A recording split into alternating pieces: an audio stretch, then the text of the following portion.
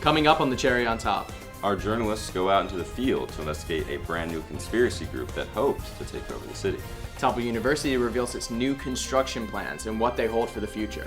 Stay hydrated. The director of the Philadelphia Water Authority partakes in an exclusive live interview. Kennedy Brown is back for Hot Topics to spill the latest on pop culture news. I'm Luke Cordray. And I'm Oliver Huff.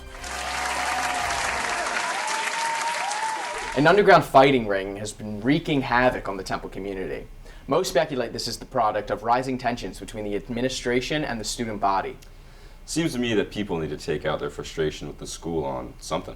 Or students are just angry that the Bagel Hut is still closed. More in this story right now.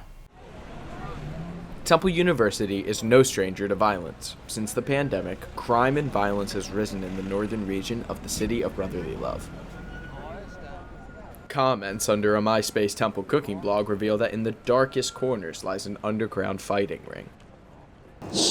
Yeah, I've been taking care of North Philly for 30 plus years. Whenever there's a citizen's alert, I'm on the job. Recently, I've been getting some complaints about violent individuals flipping cars and vandalizing businesses. They've been leaving their insignia everywhere. Elias is one of many concerned residents in the northern Philadelphia area. With rumors of a fight club looming, tensions continue to rise. District Attorney Brock Hampton has been advocating for a greater police presence in the area.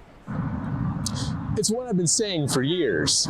We need more police on the streets. No one is above the law. Oh, what, this? I don't know what you're talking about. I was in the shower this morning. Vote for Mayor Hardy.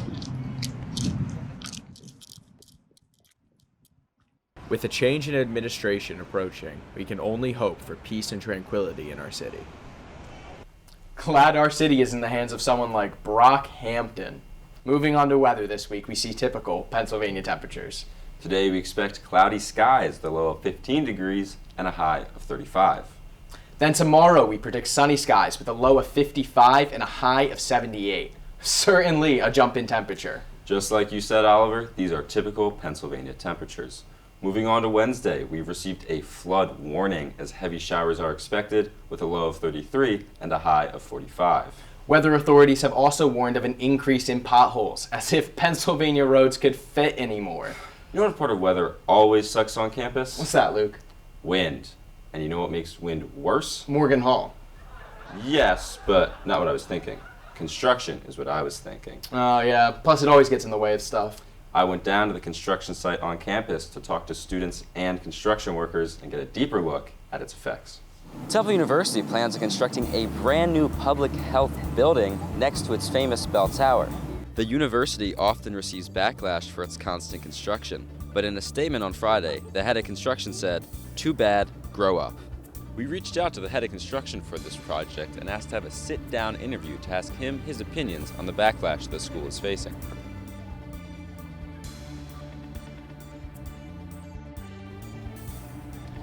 Thanks for joining us today, John Hamer. Actually, it's Jack Hammer. And let me tell you something. Kids these days, they're so ungrateful. With their smart wallets, they think my job is easy. And what are they here for? Gender studies and art degrees?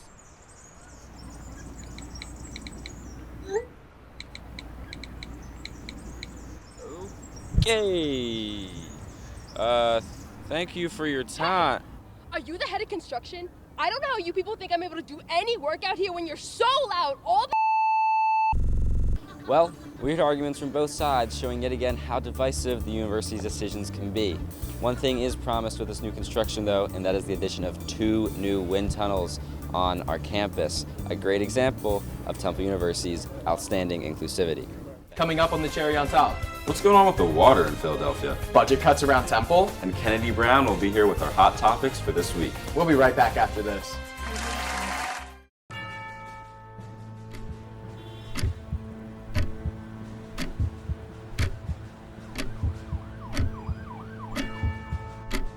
All I've ever done is fight. Only a few days until the fight. Your dad's name isn't gonna save you this time. My father doesn't have anything to do with this. this fall.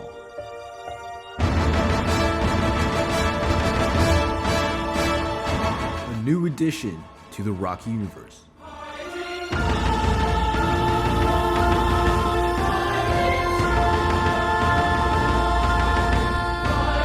You ready, kid? I'm gonna be the best water girl they've ever seen. Water Girl, the woman behind the gloves. Coming soon to a theaters near you. Welcome back to the cherry on top. Now, something the folks will actually pay attention to. Philly sports. The Phillies currently have a record of 4-9. In a recent game, they lost the Cincinnati Reds with a score of 6-2. Not what Philly fans want, but I'm certain that the city of brotherly love will be understanding. Just in case, authorities have hired a permanent greaser team to ensure a constant layer of grease remains on the city's poles. I never understood why they had to grease the poles. What kind of idiot would show that level of disrespect to the poles? Dude, it was a one-time thing, and it's not my fault the cops questioned you instead of me. Well, you're lucky I'm such a good friend. Temple University released new budgeting plans at its recent educational funds meeting.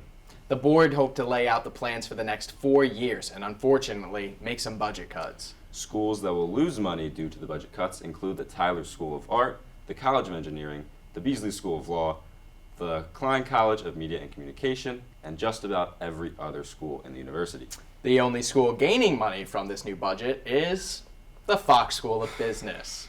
In a statement, the university said they need it.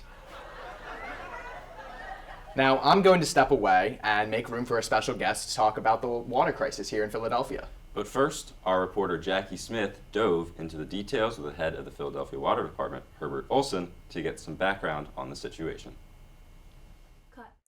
I'm Herbert Olson II, chair of the Philadelphia Water Department. So, Herbert, what happened Friday, March 24th? There was an oopsie with the water. What oopsie? Please elaborate.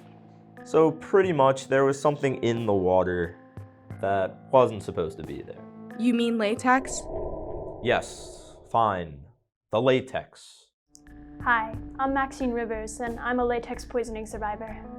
Maxine, you reached out to us, so tell us your story.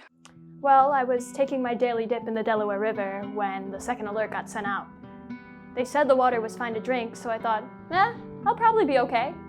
How was I supposed to know that swimming would be different from drinking it? I do not condone swimming in the Delaware River under any circumstance. When I got out, I was covered head to toe in rashes. Who do you blame for this incident? Herbert Olson II. He lied. So, Herbert, you sent out that initial alert saying that the water wasn't safe to drink, and soon after sent out another saying that everything was fine. What was the point of sending anything out if everything was going to be fine? Well, we just wanted to make sure people were aware for personal legal reasons. Yeah, I'm suing him. Welcome back to the cherry on top. Herbert Olson now joins me to talk about the recent water scandal. Herbert, can you tell us all just what is going on?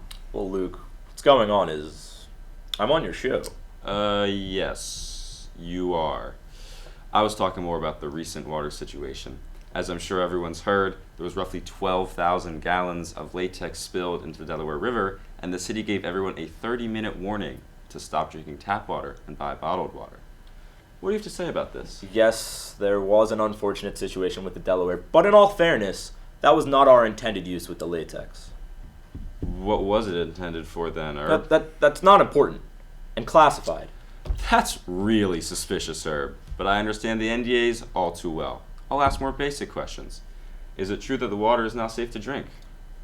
Well, the water's coming from the Delaware River. Was it ever really safe to drink? I don't think so. That's a good point, Herb. How do you feel that Maxine Rivers was going to sue you? What? I must have missed that part of the interview. Can we rewind, or? Sorry, Herb. That's all the time we've got for you. Thanks for joining us. I've got to tell you, my guilty pleasure is keeping up with all the celebrity drama. So, now it's time to get caught up in the latest details of the celebrity world before Oliver can come back to make fun of me for admitting that on national television. Kennedy Brown is here with us for my favorite part of the show, Hot Topics. Kennedy? Well, I've got a lot to catch you up on, Luke, so let's get right into it. If you thought you'd seen the end of Gwyneth Paltrow's lawsuit era, you'd be mistaken. Gwyneth Paltrow is back in court today, and this time because of some dissatisfied trick-or-treaters. Yep, a group of 8-year-olds are suing Paltrow for cruel and unusual punishment because she allegedly handed out bone broth instead of Halloween candy. But that's not all. Paltrow is countersuing the kids for emotional distress because they had an open bag of Skittles at the time of the incident. Paltrow alleges that even the sight of Red 40 food dye would turn her into dust. Next up, Taylor Swift fans, also known as Swifties, are known to do some incredible things when they work together. First, they lowered the price of eggs, and now they turned December 13th, Taylor's birthday, into a national holiday. On this day, everyone will be off of school and work, and radio stations will only be allowed to play her music. Power of the Swifties, am I right? Finally, drama at Coachella. Justin Bieber was caught dancing to Come and Get It by his ex, Selena Gomez, at Coachella over the weekend. This comes after months of internet drama between his wife Hailey and Selena. I guess Nicki was right when she said, but I gotta keep an eye out for Selena. All right, that's all I have for you guys today. Back to you. On our show today, we covered a new conspiracy group that may infiltrate a neighborhood near you. We even held an exclusive interview with my boy, Herb. Kennedy gave us the latest on Selena. It was certainly an action-packed show. This has been The Cherry on Top.